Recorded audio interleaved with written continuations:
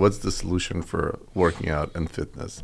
Like, what's the best thing to do nowadays? What's the big latest trends? I know, like, you've been telling me to drink a bunch of protein and stuff like that. And can you explain a little bit more why that's important? So protein think of it as your foundation of your house.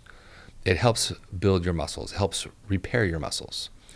I like to use analogies because a lot of people don't understand science and they get lost and it gets kind of boring. So I use the analogy of a car.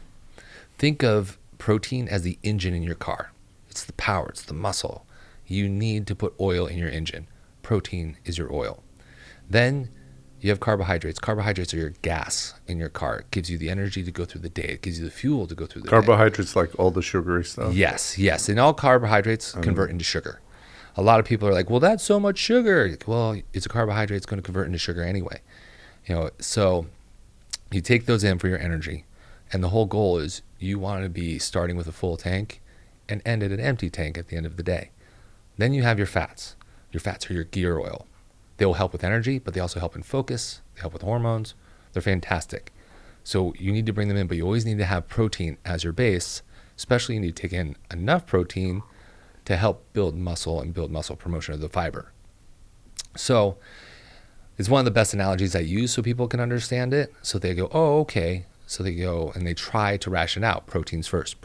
If I don't take it in, even if I'm not using that engine, I need to have oil in it or it's going to break down. It's going to fail. What are some of the best diets for people that are working out and stuff like that? So the best diet is the one that you can adhere to for a long time. It doesn't even matter, like some people say keto, raw, that, meat. It's whatever works, from the carnivore to keto to paleo. If you can do it as a lifestyle and sustain it, perfect. But also, diets are meant to die. All of them.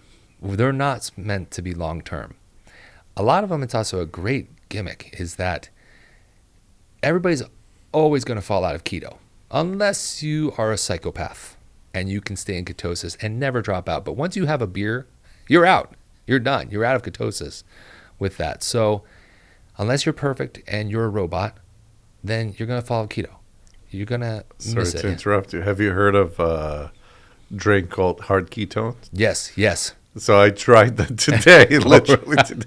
So nasty. Yeah, it's so terrible. It's like drinking a used tire. I don't know, the smell is awful, but apparently they say it's better than alcohol because the way it metabolizes in your liver and it puts you in ketosis and it gives you a buzz. But I did feel some kind of a buzz. I had one can of it. I don't know if I had ketosis or not. I didn't measure anything, but what's your thought on that stuff? Well, you can kind of replace beer with it. Yeah, I'm very curious. I have to see what's in it. But I wonder, it usually takes time, usually about 7 to 10 days to actually come and fall into ketosis. I've seen people on YouTube drinking that garbage, and like they test straight away they're in ketosis. Interesting. Yeah, I have to see this. I haven't actually seen this, so I'm going to check this study out. I just know that even ketosis has its side effects that people don't enjoy. You get the keto flu. You also get the keto smell. I used to joke with the trainers because I'm like, if you smell, other things smell, and your dating life is not going to go as well. And they're like, what? I'm all, you don't think other things are going to smell? And then a USA Today article comes out called Keto Crotch. And I'm all, oh, really? And they thought I was making it up. And I'm like, no, what do you think? Come on. Any place that has dermis that you breathe, that you can smell is going to smell. And just amplified in areas that you do smell, from your armpits, everything. So it's one of the negative effects. Plus, we also, another thing like Ozempic, we don't know the long-term effects because it's relatively new. It's a high-fat diet. It's 80% fat content of your diet. A lot of people don't know how it works, myself included completely. I looked into it a little bit. Yeah. So like the keto diet, you just eat a bunch of fats. Correct. And then it's supposed to put your body in this overdrive to burn fat? Correct. So it puts you in ketosis. So it's kind of counterintuitive almost. Yes, exactly. So now again, think of that. 80% of your diet, your daily diet, is fat. When you have so much fat, that's why actually it's like eating a lot of French fries. You feel sick. It's deep fried, a truckload of fat. And it's hard. And of course, they're not going to say to do that in ketos, for keto. They're going to say, well, get avocados, get fish, get this, get your fats from healthy fats. Yes, of course. But we all know that you just feel sick. Like, go drink a shot of olive oil. You're going to run off to the bathroom. So there's many things that have a negative effect until you fall into ketosis. So, but again, is it long term? Can you keep doing that for a long period of time as your lifestyle?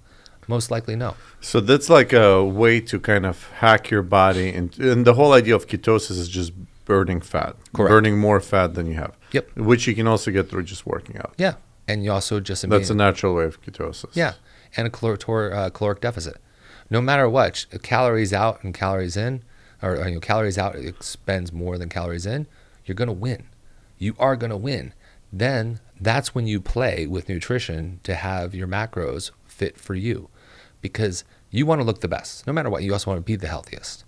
So if you want to look the best and be the healthiest, there is the great way to do it, which is bringing your right macronutrients of protein, carbohydrates, and fats. Or there's just the caloric deficit, which you're just taking in less calories than you're bringing in, like Ozempic. So what's Ozempic? You're bringing in less calories, so you're going to lose weight. Mm-hmm. But again, you lose muscle. You lose it in your face. You lose it in your glutes. That's why they have the Ozempic face and Ozempic butt comment.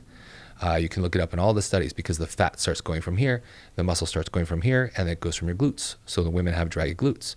They get really skinny. So then you have to go, yes, I look great in clothes, but you don't look great naked. And people kind of want the benefits of, hey, if I'm losing weight, I kind of want to look great naked.